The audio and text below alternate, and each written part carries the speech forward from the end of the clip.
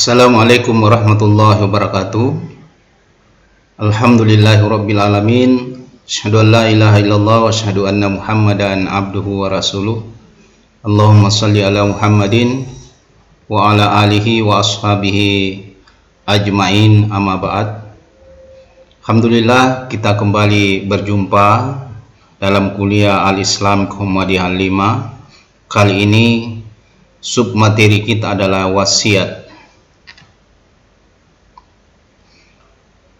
Wasiat ini adalah merupakan perintah Allah Subhanahu wa Ta'ala, bahkan menjadi kewajiban buat kita semua sebagai seorang muslim, karena Allah Subhanahu wa Ta'ala telah memerintahkan kepada kita untuk melakukan wasiat ketika kita akan meninggalkan dunia.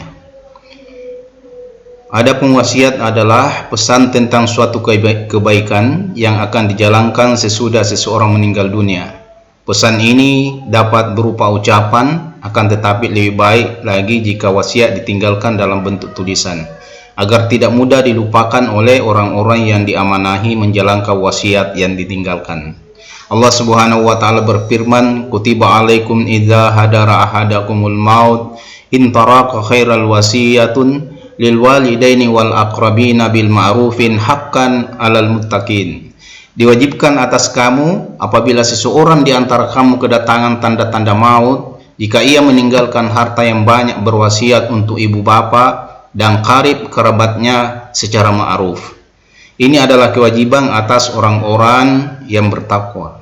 Inilah landasan kenapa kita berwasiat.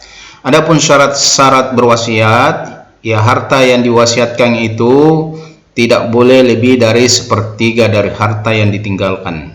Kemudian ditujukan kepada yang bukan ahli waris. Jadi ahli waris dalam hal ini tentu tidak diberi wasiat untuk mendapatkan harta, karena mereka memiliki bahagian tersendiri, yaitu melalui hak kewarisan mereka. Kemudian syarat berwasiat, tentu dilarang berwasiat kepada yang haram, ya. Tidak boleh melakukan wasiat atau memberikan wasiat kepada orang yang ditinggalkan dengan berwasiat kepada hal yang dilarang dalam agama kita. Contohnya, ketika saya meninggal dunia, tolong potongkan saya kerbau. Tentu itu tidak ada perintah di dalam agama kita, malah itu diharamkan untuk dimakan ketika ada sembelihan yang disembelih bukan karena perintah Allah Subhanahu wa Ta'ala. Ada 4 sembelihan yang bisa dilakukan oleh seorang muslim.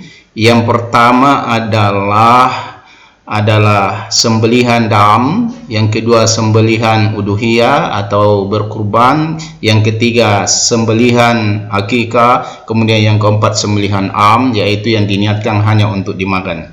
Kemudian ketika ada kesalahan-kesalahan di dalam wasiat, ya, apabila wasiat itu salah atau mengandung dosa, maka tidak apa kita perbaiki, ya. Sebagaimana Allah sampaikan di surah Al-Baqarah ayat 182. Nah, selanjutnya apa manfaat berwasiat? Tentu pertama untuk mendapatkan pahala di sisi Allah Subhanahu wa Ta'ala.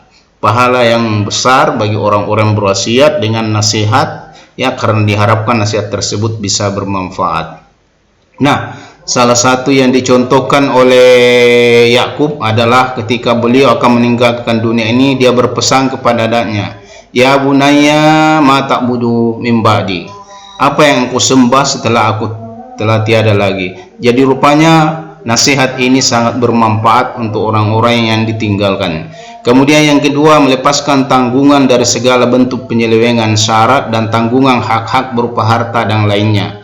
Karena kita akan meninggalkan dunia, kita tidak akan dapat lagi mengatur harta yang kita tinggalkan, maka wasiat ini sangat penting agar kita tinggalkan harta itu tidak ada bentuk penyelewengan yang terjadi terhadap harta yang kita tinggalkan, ya, baik secara syarat dan tanggungan hak-hak berupa harta yang lainnya itu kita lepaskan dari diri kita. Kemudian yang ketiga, menutup celah terjadinya pertikaian, memotong perselisihan yang biasa terjadi antara ahli waris, ya, setelah kita meninggalkannya.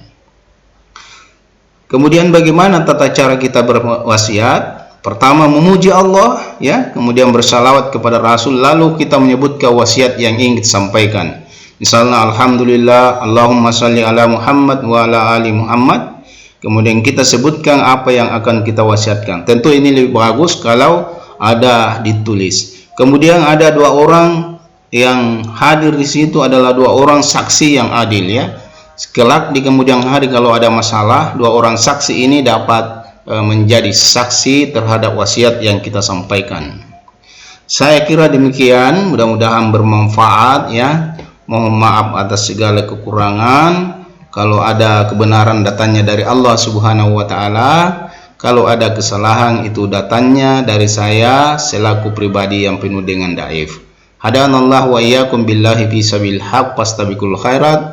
Nasrun minallahi wa fathul qarib. Wassalamualaikum warahmatullahi wabarakatuh.